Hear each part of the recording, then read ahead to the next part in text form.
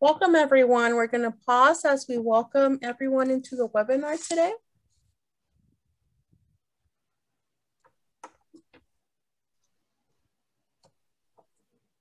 Thank you for joining us for our next edition of the 49er Industry Chats. My name is Noemi Guevara, and I'm the Director of Alumni Engagement here at California State University, Long Beach.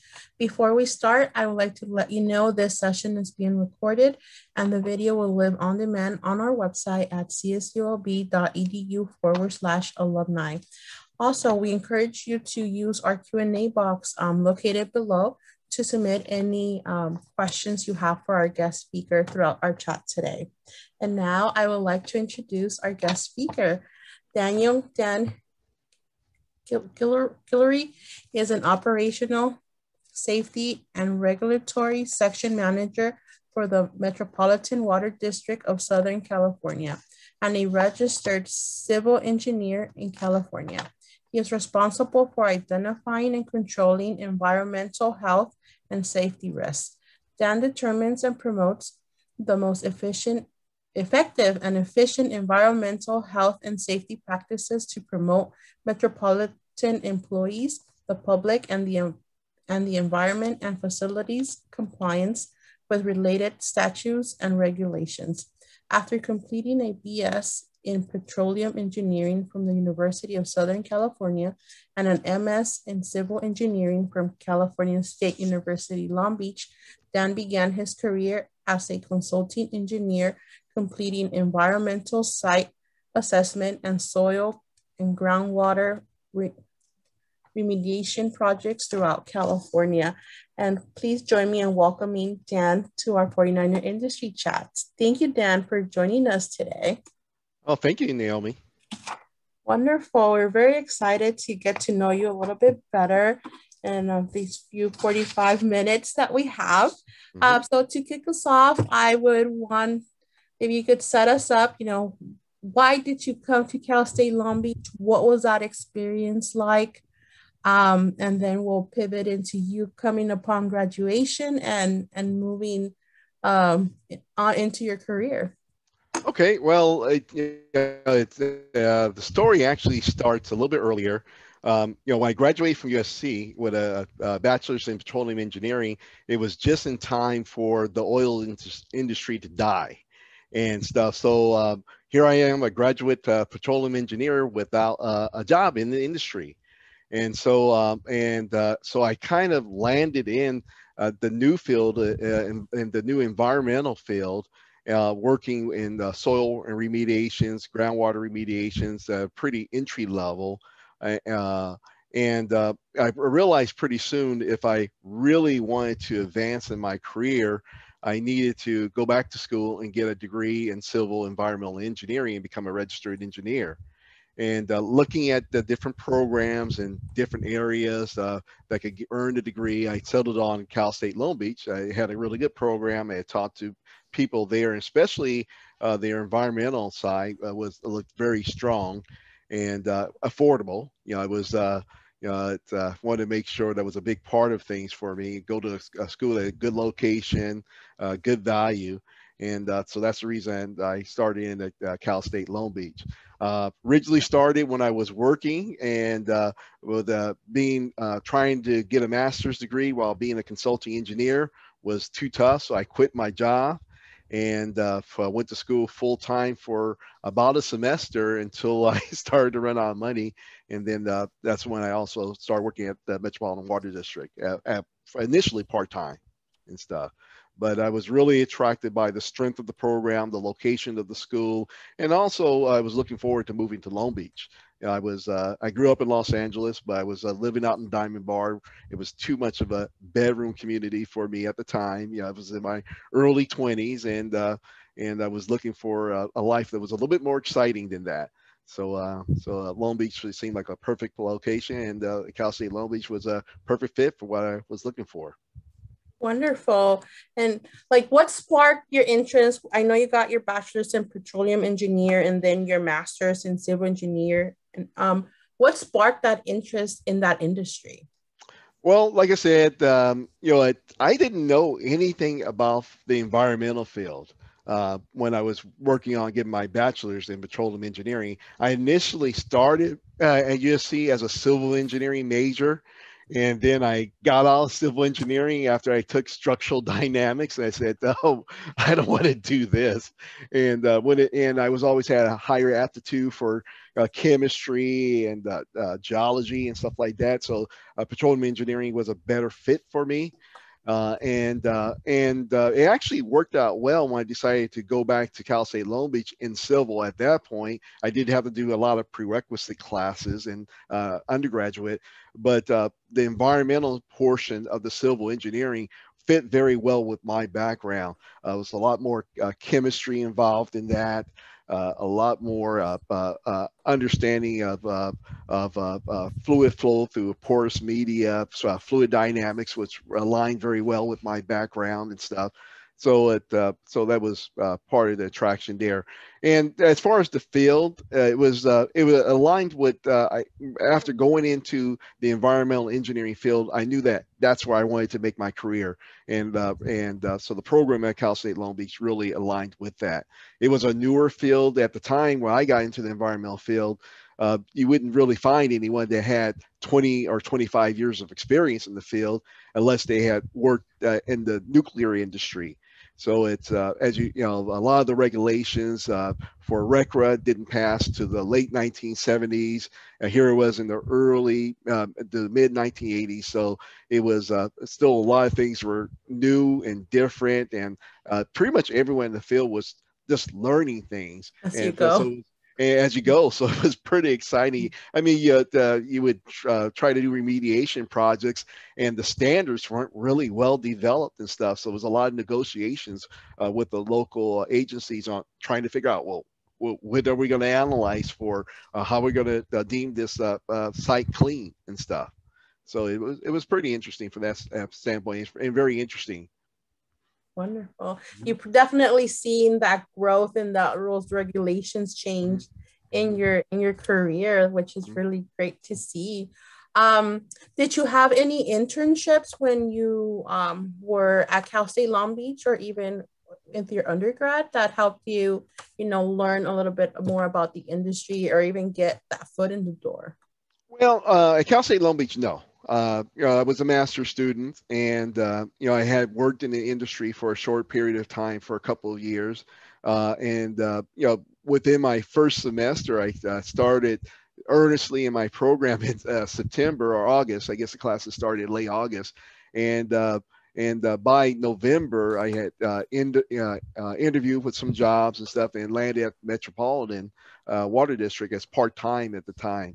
And the reason I was hired is that they were starting a project to replace all their underground storage tanks, and I had experience in that area. So they were really happy. I initially came in as a student there because that's the only position that they could get it approved. But the guy that hired me, he was pretty excited, to have someone like me come in who was a master's student who actually had experience in what they wanted to try to accomplish. So it was a good fit for both of us. Although I had no idea what the Metropolitan Water District was, or what they did or anything, and so it wasn't as easy back then just to hop on the internet and do some research on a company to find out, well, what is this organization and stuff. Mm-hmm. Mm-hmm. Wonderful. So now you're at Metropolitan Water. You've been there for 32 years. Congratulations. How have you navigated growth within the organization? That's a good question. I've stayed within the field for the most part. Although I've had opportunities to go to different areas, like I said, I initially just started really just on the environmental side, and being a consultant, coming into a corporate role, which was completely different, because when I came into a corporate role, I got exposed to all areas of the environmental field, not just site assessments and remediations. Then you have to get into the management of managing the hazardous waste for the facilities, setting up programs, writing procedures, doing training. So it was a lot involved in educating the workforce, because these are newer regulations. People are used to doing their jobs a certain way, and you're coming in and saying, no, you got to do this way, and you got to keep records on this. They have to be kept this way, and it was a lot of pushback. Mhm. And so there's a lot of convincing you had to do, not just with the other fellow employees, with managers and the whole management structure at times. And so it was fun and exciting, but also challenging. And that's one of the reasons I stayed in the field, because I like a good challenge. Mhm. I found every day exciting, and there was something new every day. You might get a new regulatory agency inspector shows up and is very unhappy at your facility, and just trying to find out, oh, I didn't know we were subject to this, and getting in, pulling out the books, regulations, and researching it and seeing how they affect your company, what you need to do. That was always fun and exciting for me. Wow, wonderful. You touched upon the things about like being quick on your feet. What skills do you feel are important to be successful as a civil or environmental engineer today? Um, uh, good, good knowledge base, good understanding of the regulations, how and what's current in the field, the desire to continue to keep learning on what's new and what's different. And it's Metropolitan is an engineering oriented organization. There's lots of engineers there. We have a strong engineering group. To get up to a certain level, you have to be a registered engineer. That's the way it is in many government entities. So it's I think it's very important that you do that. Um, what And was how the do you question? become, I'll ask it, but how do you become a registered engineer if we have students on the call? Like, any paths that they have to take, like in specific hours you have to do to be able to have that title? Well, I think many of the students on the call, they understand that path. I don't know if it's still called the engineering training exam. I think there's a different name for it now, but you should take that while you're still in school. I think you could take it your junior or senior year. I recommend if you could take a review class for it, go on and do it. It goes over the techniques on how to answer the questions, or test taking techniques for that. So definitely take that in school. I took it when I was in school. At the time I wasn't even thinking about becoming a registered engineer, and someone said, "Hey Dan, you should take this," and I said, "Oh, okay, I guess I'll go on and do it and stuff." You want to certainly do that when the information is fresh in your mind. And then you do have to have a number of years of experience. I think it's 4 years of experience right now, working under a registered engineer. So you want to find an organization or company where there's engineers, registered engineers that are employed there, so they can sign off on your experience, and you can earn that the necessary experience for that. Um, Right now in California, you can take exams, I think, for 4 engineering disciplines: civil, mechanical, electrical, or maybe it's just three. And there's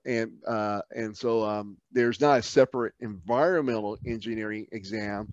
So I think if you're many programs, the environmental engineering is either at the civil or chemical engineering department. And so I would certainly recommend that if you do want to become a registered civil, then certainly take the classes that will help you pass that exam, the professional engineer's exam. Right now, one of the engineers that does work for me, he actually got his degree in environmental engineering, and so we made sure that his experience was more in the kind of the crossover civil environmental area. And so he's already passed the 8-hour exam, and he's approved to now take the more specific seismic and survey exams and stuff, so he can become fully licensed. Oh, wonderful. What would you say is your biggest challenge in your field today? That's a good question. What is the biggest challenge? It's I'm in a management role now, and one of my biggest challenges dealing with Motivating people. well, Well, you would think it would be dealing with, I would say, HR issues is one of my biggest challenges. Keep and motivating people will fall could fall into that category. But it's I'm actually managing managers right now, and and basically I see my role. I'm in I would say the winter of my career, so to speak. The last phases of my career. I've been with Metropolitan for over 30 years. I have over 35 years of experience in the field, and so it's I'm entering that kind of last phase, and I really want to make sure that I pass on my knowledge, my experience to those that are going to be succeeding me in my organization. And so, but as far as the challenges is, you're right. Motivating people, that's a major challenge. But this past year with COVID and stuff is just trying to keep everyone mentally healthy, mentally motivated.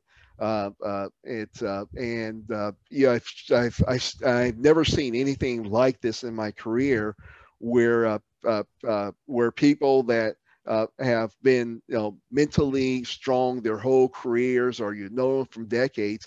Uh, you know, this environment's really has been really tough for them, and the issues that they have had to deal with. Everyone's had their own issues to deal with. And in our organization, we have pretty much all of our field employees are back at work, have been back at work for quite a while and stuff, Okay. because that's work is done out in the field. That's what we have to do to keep the water flowing and coming into people's houses and businesses. But our people that are at our corporate office, of the 800 people that we have there, we may have anywhere from 50 to 60 people a day there in that building, and those are the ones that are just essentially have to be there. But as we move into the summer months and things hopefully get back to normal, it's going to be a challenge to transition those people back to work to the new normal and stuff, and however that's going to look. So that's going to be a challenge doing that. Definitely it is. Now you said you're a manager. Like, what type of leader are you? But also, what inspires you as a leader? Like, do you read some books? Do you listen to some podcasts? I consider myself more of a situational leader, and it's where I view every situation as unique and different, and adjust myself to the situation. Where let's say you have two different employees. One is a very strong individual, good self-starter, self-motivated, and really knows stuff well. I give that person a lot of space. I let them know what's expected, and I check in with them from time to time, and to make sure they're stay on track, and also just to see how they're doing and stuff. But I let them set their own schedules for the most part and stuff. And then you have the other person that maybe they're new, or maybe they're having performance issues and stuff. So you have to meet with them much more regularly. You have to be very specific in your assignments. You have to follow with them every day. Maybe I've had one person where I had to meet with them pretty much every day to make sure they were staying on track and getting their job done and not getting distracted.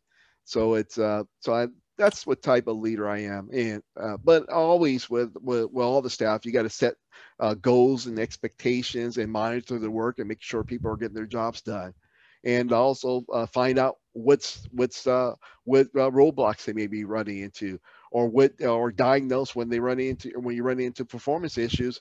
What is the issue? Is it a motivation issue with them, or is it do they have a lack of knowledge and they need more training in a certain area? So so I try to adjust myself to the particular situation at hand. Great. What skills do you look for when you're trying to hire someone to be part of your team? Number one, good communication skills. In the environmental field, environmental health and safety field, you have to have good communication skills. You have to be a good writer, and you have to be a good verbal communicator. So those are very important. And also, you always look at the team dynamic. Will this person fit in? But beyond that, just as important, someone who's technically competent, knows what they're doing. We're right now we're in the process of actually hiring an entry level person where that position will be put on the street here very shortly. And so we're looking for an entry level engineer for that. For that type of person, I'm not particularly looking for someone who has experience, but if they do, that's great. I'm just looking for someone that has done well academically, someone who can think out of the box, and someone that we think would be a good fit for our organization. In Metropolitan, people don't really leave. And so when you hire someone, you're thinking that, well, they could be here for 30 years. So you want to really make sure that you hire right in the very beginning. And so because most people stay their whole entire career once they start there. I see. Yeah. Yeah. Could you share with us, like, do you, what a typical day looks like for you at this time? Okay, well, let me see. I'm since I'm the environment. Well, that's a good question because every day is different. Every day is long, that's for sure. But I would let's say a typical day in the morning. I usually would have meetings with my staff on to catch up on what they're doing.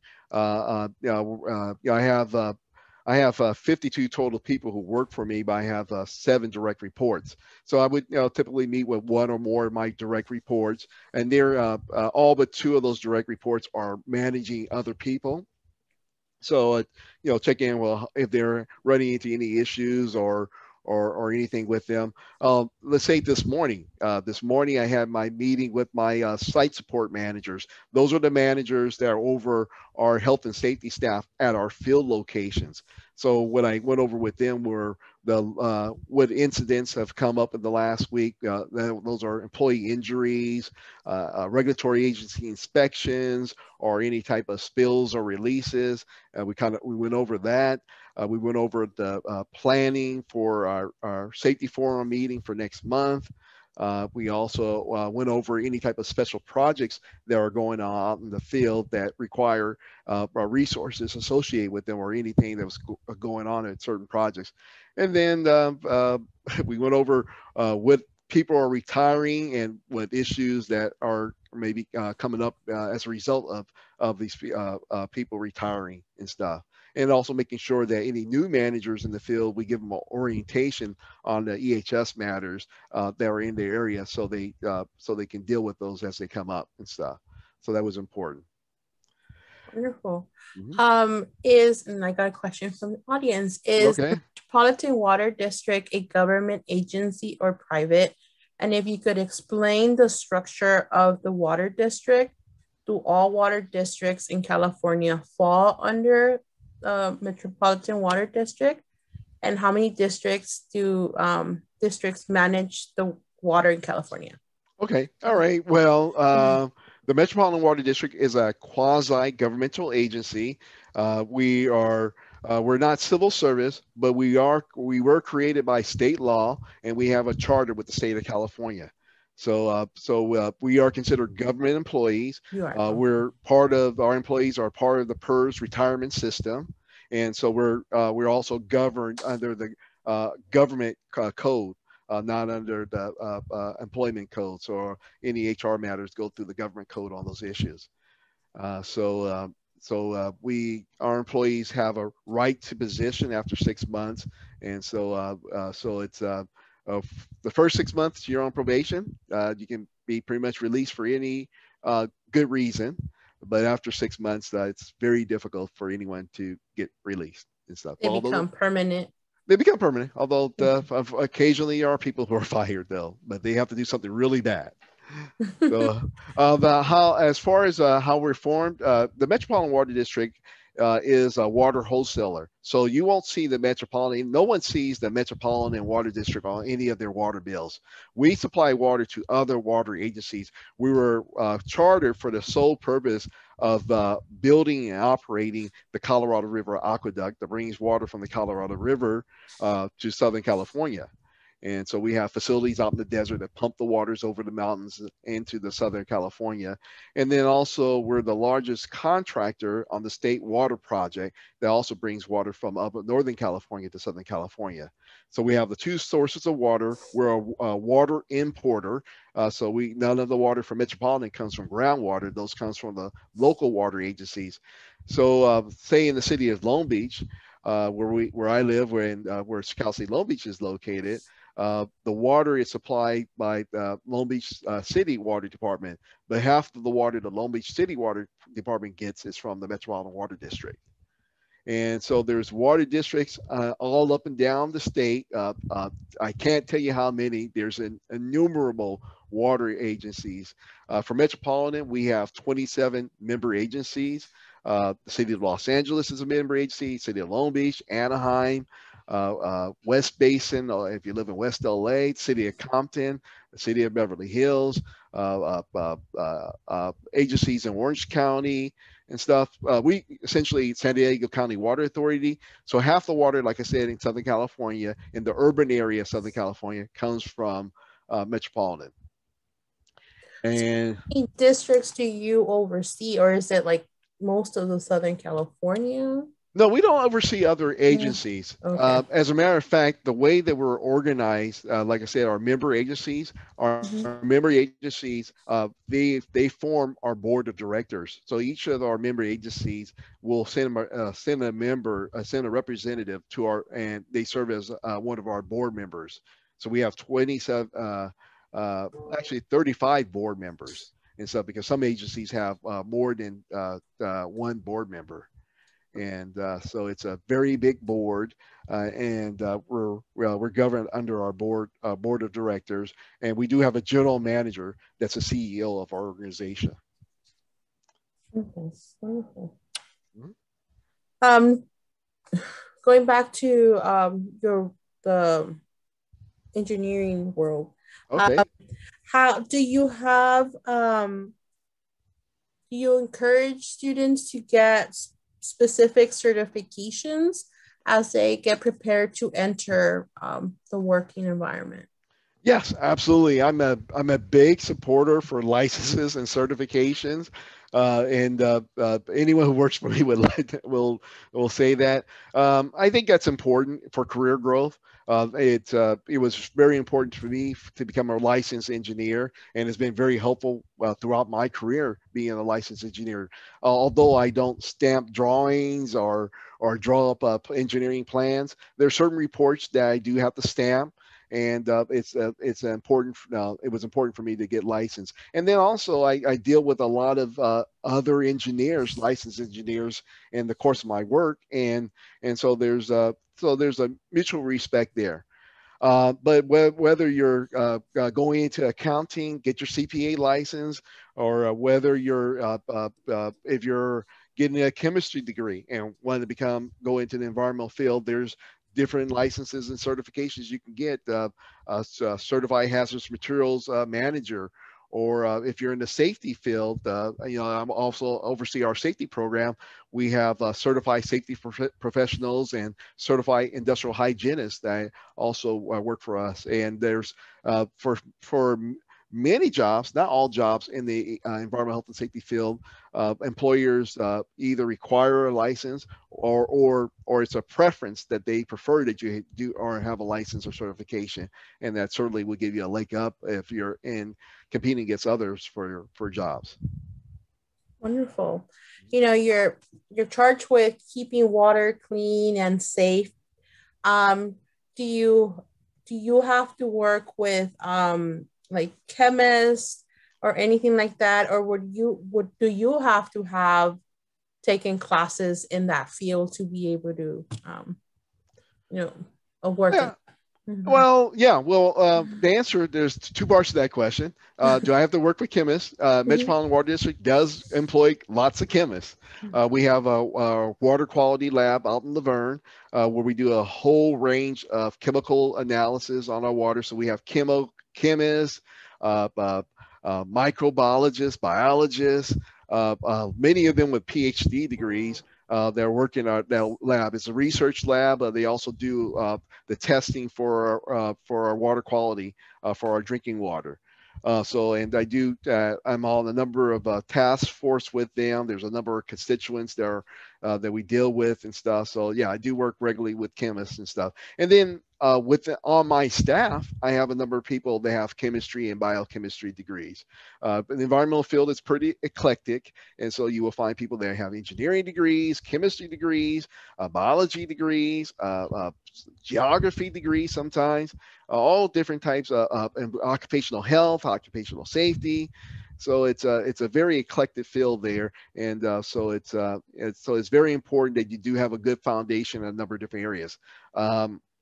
In my particular area, the area where I came up, without a good understanding of chemistry, it would have been very difficult to be successful because you are reading lab reports and interpreting things out of lab reports. You got to really understand what things mean and how to communicate it to others.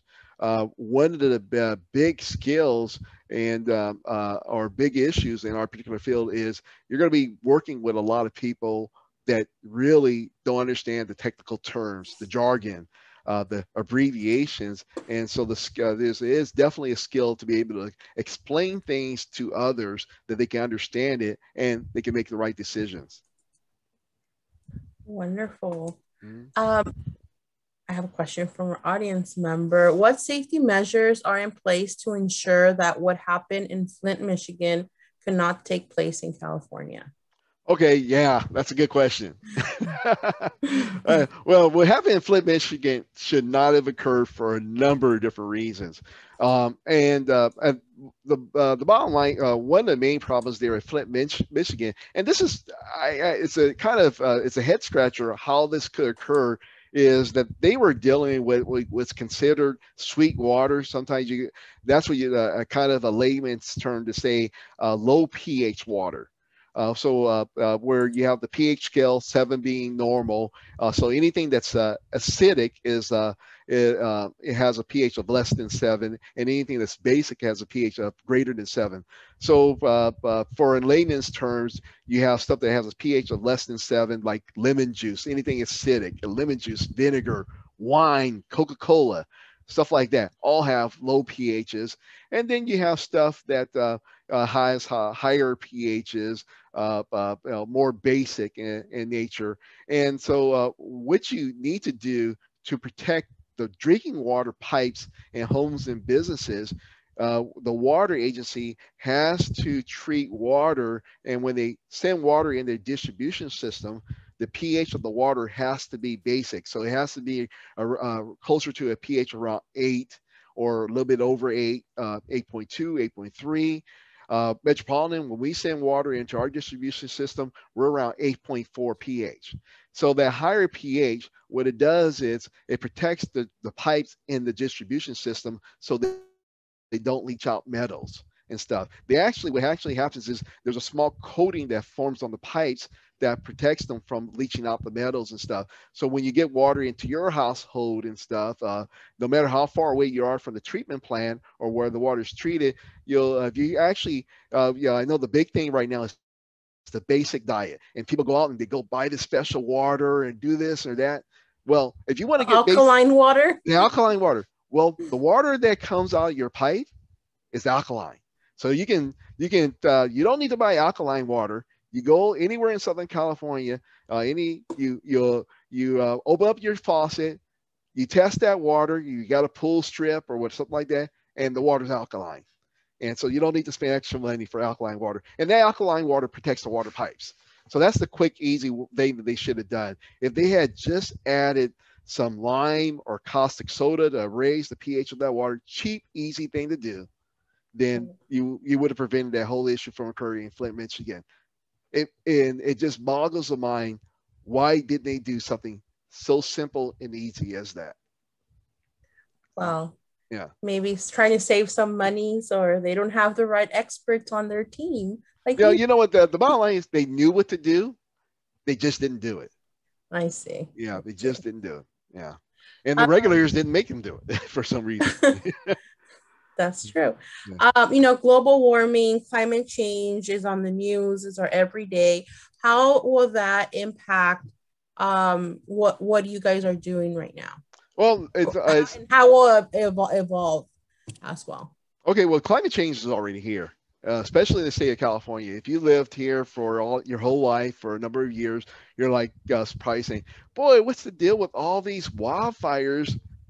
Oh, and the Santa Anas, we used to only get the fire season used to start in November, October, and it would be relatively short because winter would come in and stuff. But now it's fire season starts in the spring now, Right. and that's all as a direct effect of global warming. I've been following this for a number of years, and if you listen to the experts, the true experts on this, they're highly concerned about global warming. I mean, they have their models that go back looking at the Arctic ice caps for 50 or 60 years or longer, and they're very worried about the melting ice at the in Antarctica and the places like that. But we're already seeing it here in the United States. Harsher winters in many places. In California, shorter winter times. But we typically are getting also when we do get storms, there are more higher intensity storms. Now the good thing in California is we do have a good system of dams that can capture water. We have a very good water transmission system. And that's one of the things that we've had to really juggle at Metropolitan is since we're getting water from two different sources, we have to really make sure that we've done a good job of making sure that it's very interchangeably that we can send water from our different sources to all through our distribution system and stuff. But it is just a challenge to deal with that. And right now we are in a drought in California, have been for a number of years. The thing that is getting us through it is our water storage and also, frankly, all the conservation efforts that have gone on over the last 20 years or so. Right now, I'm in the process of replacing my front yard with a drought-friendly yard and stuff. And so each time someone does that, that's usually a permanent change. People don't usually go back from drought-friendly yard to grass and stuff. So that's a permanent change. But we're on a per capital consumption rate, we're using a lot less water in California than we used to use it, but it really does power our economy and something that water agencies and water experts are very concerned about how we're going to manage this precious resource going forward. Right. Yeah, like I know the city of Long Beach and where I live in Carson, they have the rainwater collection that the city provides you to help with that conservation of water to, put water in your plants and stuff like that. Oh yeah, they provide the rain barrels, and Metropolitan's a sponsor on that, so we provide monies for the local water agencies to do that. We do operate a number of with Be Water Wise website and public service announcements on recycling water and looking at changing out your front yards and putting in the rain barrels, the low flow toilets, the low flow shower heads, and making sure that you check your homes and businesses for water leaks regularly. Right, definitely. Our 21st century engineers are poised to help advance the sustainability of food, water supply, and energy. How do you foresee the engineering world evolving to cut pollution and waste? Well, engineering is going to be at the forefront of that, no doubt about that. And well, as far as energy, let's take each one of those. It's pretty interesting. I was looking at a PBS special the other day on energy, and when you think about it, you got fossil fuels, you got you got wind energy, you got battery storage, you got all these things right now, and the biggest source of energy is also the biggest source of free energy, which is the sun and stuff. Because the sun is providing energy that crops absorb to grow. That we're now using for solar power to power our lives and stuff, and to generate electricity and stuff. So I see the engineers are going to find more efficient way to harness the power of the sun and stuff. And I think that's a good unlimited source of energy there. And for engineers, I've always thought of engineering as a field where you don't really you leave it up to the scientists to develop new technologies. Where engineers figure out is how to utilize those technologies better and how to innovate and utilize things better. And I think there's a lot of good existing technologies out there right now that just trying to figure out how to better utilize them is going to be key and important for us going forward. And as far as food, it's there's a lot of chemicals that are in our food and stuff. And how do we get secure a good, clean, safe food supply going forward? That's definitely going to be a challenge. There's a lot of chemicals that are out there in our food, and that does concern me. The latest ones that you're going to be hearing about more and more in the news are the PFAS and PFOAs, these man-made chemicals that you do find in every place on the earth right now. Newborn babies have it. Babies in the wombs have it. They get it from their mothers and stuff. And how we're going to deal with these forever type of chemicals and stuff is going to be a big challenge going forward. Yeah, definitely it is.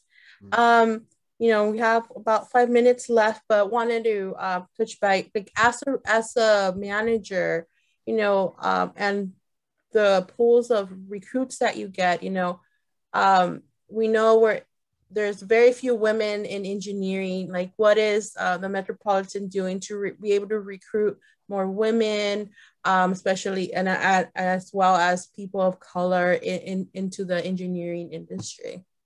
Well, that's a good question. It's over my 30-year career, I've definitely seen the number of females increase dramatically in engineering and stuff. And right now, I think we do a lot of outreach to bring in all more females, more disadvantaged minorities into our engineering field. We recruit at a number of different schools. We saw that the numbers of African American engineers was very low at Metropolitan, and so they started recruiting at historically black universities and stuff to increase that pool. And then there's a lot of we do have a number of female engineers that are networked with different organizations to increase that number of female engineers. One of the good things I see is a lot of females that have moved into management and executive positions at Metropolitan.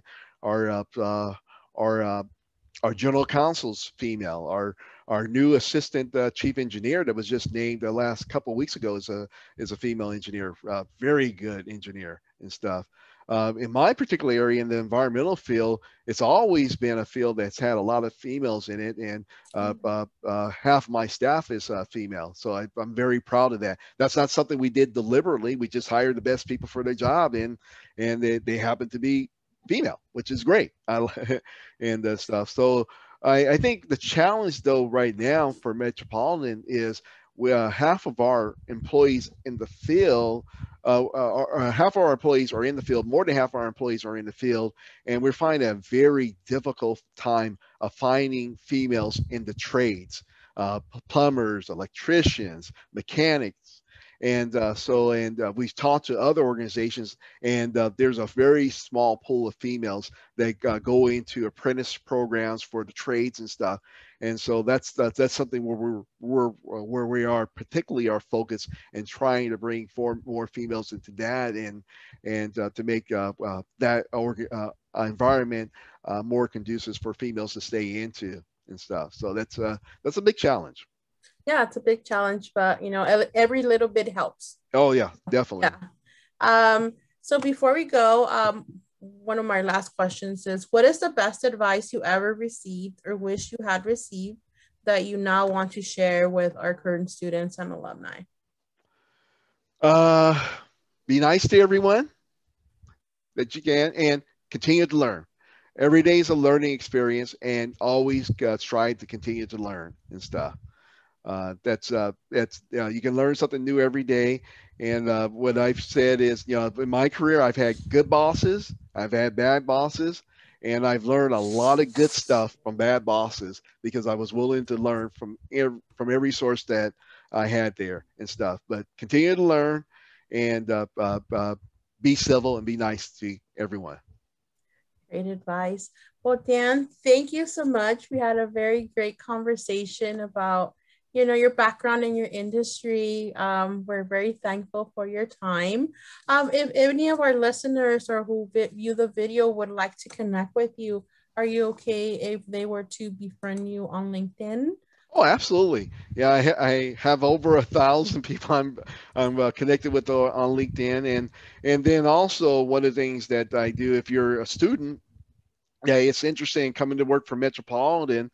I definitely recommend you register on the Metropolitan's job site. Metropolitan, that's mwdh2o.com, mwdh2o, that the .com, and I guess you guys can see that H2O there, and you can definitely register on the MWD's website there, and we are going to be also looking for a new engineer, entry level engineer, that we should be posting an announcement for that soon. But once that is posted, I'll also will link that on my LinkedIn page also. So, but more than happy to continue the conversation with anyone that wants to continue the conversation. Wonderful. Thank you so much for making the time to, give back to our students who are looking for that next role and mentorship. We're very thankful for your time. Thank you everyone for joining us today. Thank you. If you'd like to learn about our future chats, please follow us on social media, and to learn about other programs, please visit us on our website. We thank you for your time. Bye-bye.